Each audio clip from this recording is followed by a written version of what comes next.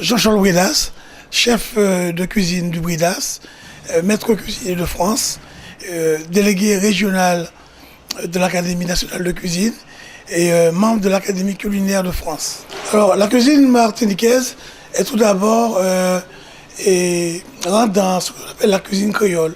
Alors, la cuisine créole, quelle qu'elle soit, elle est née dans ce que je dis, dans un creuset, pour la Martinique, sur la terre des Kalinago, un apport européen, une matrice africaine et surtout un lien indien. Pour reconnaître l'origine de la cuisine, il faut comprendre depuis la tradition, voir comment la cuisine traditionnelle, les habitudes culinaires et aussi la cuisine d'aujourd'hui. On trouve toujours ce lien qui est très important, qui est l'indianité dans cette cuisine, mais on trouve aussi des aspects de la civilisation amérindienne et aussi de la civilisation indienne. Et on le trouve tout le temps, notamment dans les cuisines d'habitation, tout l'apport européen. Alors, la cuisine créole, comme toutes les cuisines, ce sont les hommes, qui font la cuisine, ce sont les hommes qui évoluent. Et comme dans le monde, la cuisine créole, elle évolue parce que le Martiniquais voyage, le Martiniquais, il a aussi toute la technologie qui existe partout ailleurs, ce qui implique que on est obligé de, nous aussi, chefs de cuisine, de nous mettre en condition et de nous mettre aussi dans cette position d'évolution. Alors, c'est vrai qu'il y a des plats surtout, il y a des plats qui sont importants, qui ont traversé le monde entier.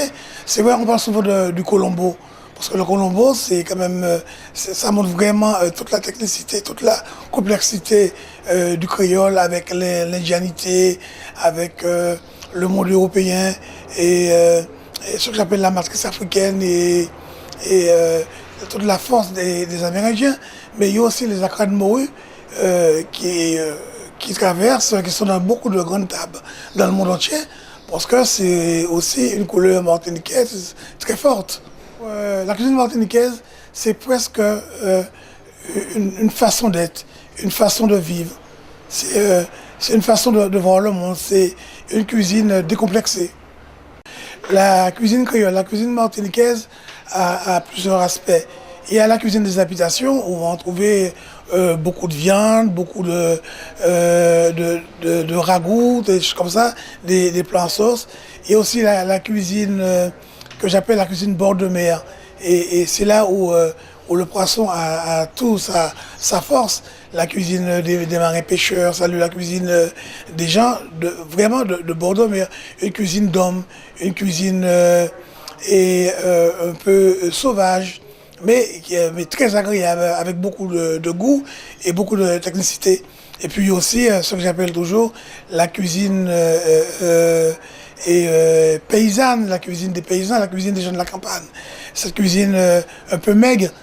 Et aussi, on trouve aussi la cuisine fortifiante, la cuisine des hommes, la cuisine, les fameux soupes pied-bœuf, les fameux soupes à Congo, une cuisine de campagne, une cuisine d'hommes. Alors pour la cuisine du poisson, elle existe. Elle est là, c'est parce que nous sommes sur une île, mais c'est une cuisine qui a plusieurs étapes. On va trouver celle qu'on fait vraiment au bord de la mer et celle qui traverse nos campagnes. C'est-à-dire qu'on peut commencer par le blaf, on peut finir par les poissons marinés créoles et les daubes de poisson.